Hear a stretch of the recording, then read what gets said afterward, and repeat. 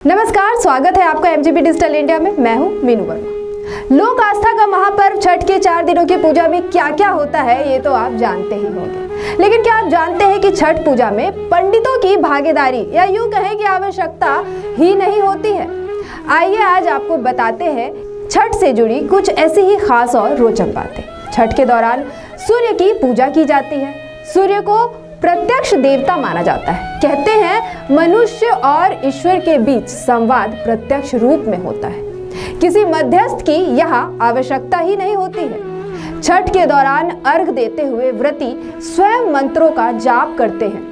इस पर्व की एक और खास बात यह भी है कि इस पर्व में अस्ताचलगामी यानी डूबते सूर्य को भी अर्घ दिया जाता है और फिर उदयमान यानी उगते सूर्य को अर्घ देते हैं। छठ पर्व की परंपराओं को गौर से देखा जाए तो हम जानेंगे कि वास्तव में यह परम पवित्र त्योहार हमें प्रकृति के साथ एकाकार होने का संदेश देता है। जब सारी दुनिया उगते सूरज की पूजा में जुटी हुई है, तब यह पर्व हमें ढलते हुए सूरज के सम्मान की भी अनूठी सीख देता है। ढलते हुए सूरज की ऐसी सहेज संभाल पूरब की पश्चिम को सांस्कृतिक देन नहीं तो और क्या है।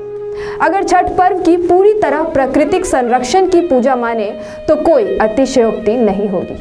आज जब पूरी दुनिया जल प्रदूषण प्राणियों के जीवन के लिए एक बड़ा खतरा मान रहा है और इसे देखते हुए जल और पर्यावरण संरक्षण पर जोर दे रहा है, तब इस पर्व के माध्यम से यह पता चलता है कि बिहार और पूर्वांचल के लोगों ने सदियों पूर्व इसके महत्व को समझ लिया होगा। और यही कारण है कि छठ पर्व में नदी घाटों और जलाशयों की सफाई की जाती है तथा जल में खड़े होकर सूर्य को अर्घ दिया जाता है। और कहा जाता है कि सूर्य की छाया पानी में साफ साफ दिखाई पड़नी चाहिए। यानी संदेश साफ है कि जल को इतना निर्मल और स्वच्छ बनाइए कि उसमें सूर्य की किरणें भी प्रतिबिंबित हो उठे।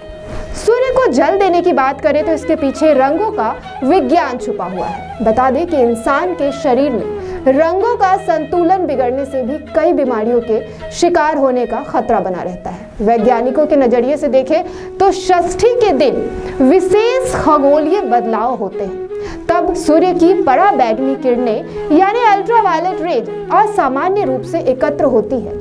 इनके दुष्प्रभावों से बचने के लिए प्रातः काल में सूर्य की प्रथम किरण यानी उषा तथा सायंकाल में यानी शाम में सूर्य की अंतिम किरण यानी प्रत्युषा के रहते जल में खड़े होकर छठ व्रत किया जाता है।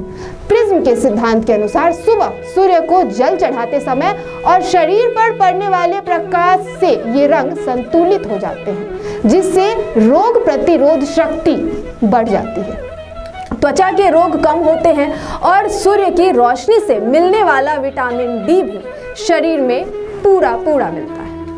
अच्छा, सिर्फ वैज्ञानिक पहलू ही नहीं, सामाजिक समरसता के पैमाने पर भी यह पर्व एक अनूठा उदाहरण प्रस्तुत करता है। जी हाँ, यह पर्व सबको एक सूत्र में पिरोने का काम करता है। इस पर्व में अमीर गरीब बड़े छोटे सबकी दूरी मिट जाती है। सब एक समान एक ही विधि से भगवान की पूजा करते हैं। इस पर्व में अमीर भी मिट्टी के चूल्हे पर ही प्रसाद बनाता है और गरीब भी।